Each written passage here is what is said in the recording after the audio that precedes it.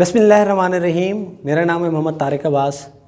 आज हम chapter number 6 का जो फिज़िक्स का चैप्टर नंबर 6 था, वर्क एंड एनर्जी, उसके जो टॉपिक है हमारे पास है वो है एनर्जी फ्लो डायग्राम। देखिए, एनर्जी फ्लो डायग्राम के अंदर हम एक बात करते हैं कि एनर्जी जो है उसको कन्वर्ट किया जाता है मुख्तलिफ फॉर्म्स के अंदर, क्योंकि एनर्जी से हम मोस्टली क्या करते हैं, वर्क लेते हैं, या उससे हीट पैदा होती है या साउंड पैदा होती है। मोस्टली ये तीन काम होते हैं। अब एनर्जी दरअसल हमने पहले भी कहा था कि एनर्जी को ना तो पैदा किया जा सकता है ना ही फना किया जा सकता है, बल्कि इसको एक शक्ल से दूसरी शक्ल में तब्दील किया जाता है। आज हमारे पास कुछ ऐसी चीज़ें हैं जिनसे हम एनर्जी को यूटिलाइज करते हैं। इनपुट किसी और सूरत में देते हैं, आउटपुट किसी और सूरत में हासिल होती है। उनमें एक मिसाल है हमारे पास एनर्जी सेविंग लैंप। इसमें जो हम इनपुट देते हैं वो इलेक्ट्रिक एनर्जी की फॉर्म में देते हैं।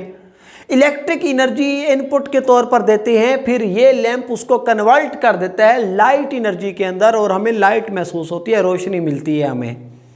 इसी तरह इलेक्ट्रिक पंप है। इलेक्ट्रिक पंप के अंदर भी जो इनपुट है वो किस फॉर्म में है, इलेक्ट्रिक एनर्जी की फॉर्म में है। आउटपुट इसकी दो तरह की होती है, लाइट एनर्जी के तौर पर भी है और हीट एनर्जी के तौर पर भी है। यानी कि उस इलेक्ट्रिकल एनर्जी को, इलेक्ट्रिक एनर्जी को कन्वर्ट किया जा रहा है लाइट एनर्जी के अंदर और हीट एनर्जी के अंदर। यानी जिस फॉर्म में इनपुट मिल रही है वो इनपुट चेंज होकर किसी और एनर्जी की शक्ल में आउटपुट की सूरत में ज़ाहिर हो रही है। इसी तरह हमारे पास मूविंग कार है। लेकिन जब कार मूव करती है तो उस मूविंग कार के अंदर पेट्रोल होता है। उस पेट्रोल की मदद से वो कार मूव करती है। उस पेट्रोल की मदद से हमारे पास ऐसे समझे जो इनपुट एनर्जी है वो केमिकल एनर्जी है। अब ये केमिकल एनर्जी मुख्तलिफ सूरतों में चेंज होती है। एक तो आपको पता है कि जब कार मूव करती है तो उसकी मूव की वजह से, उसकी हरकत की वजह से, उसकी मोशन की वजह से उसके अंदर जो एनर्जी होती है वो होती है काइनेटिक एनर्जी। इसके साथ ही उसके अंदर साउंड एनर्जी भी पैदा हो रही होती है, हार्न भी बजता है, उसका शोर भी होता है कार के, जैसे रेलगाड़ी गुजरती है उसका भी अपना शोर होता है।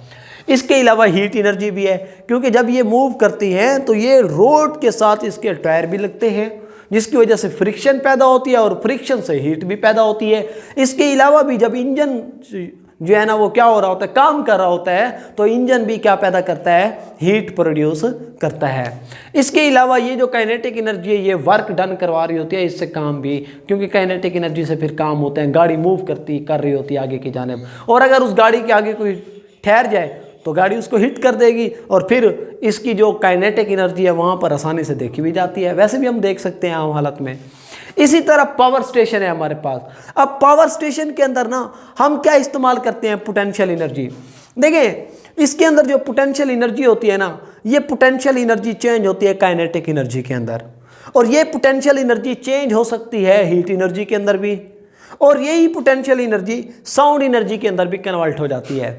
अब चाहे हीट एनर्जी के अंदर हो या साउंड एनर्जी के अंदर हो, फिर हम उसको चेंज नहीं कर सकते किसी और फॉर्म में, लेकिन काइनेटिक एनर्जी को मज़ीद हीट एनर्जी में भी कन्वर्ट किया जा सकता है, साउंड एनर्जी को भी कन्वर्ट किया जा सकता है।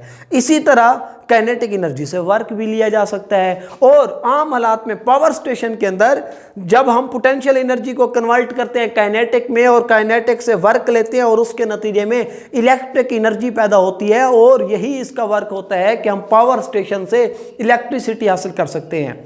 मोस्टली हमने जितने भी रिसोर्सेज पढ़े हैं उनमें रिन्यूएबल रिसोर्सेज भी थे, नॉन रिन्यूएबल रिसोर्सेज भी थे।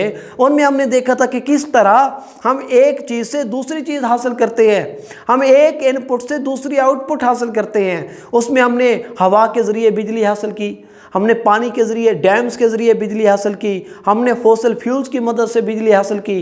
तो ये सारी चीज़ें होती हैं कि हम एनर्जी को उसकी एक शक्ल से कन्वर्ट कर रहे होते हैं दूसरी शक्ल के अंदर। इससे हम इंटर कन्वर्जन ऑफ एनर्जी के अंदर भी हम पढ़ चुके हैं। ये हमारा टॉपिक था। इंशाल्लाह आगे 1-2 दिनों के अंदर हमारा ये चैप्टर ख़त्म होगा।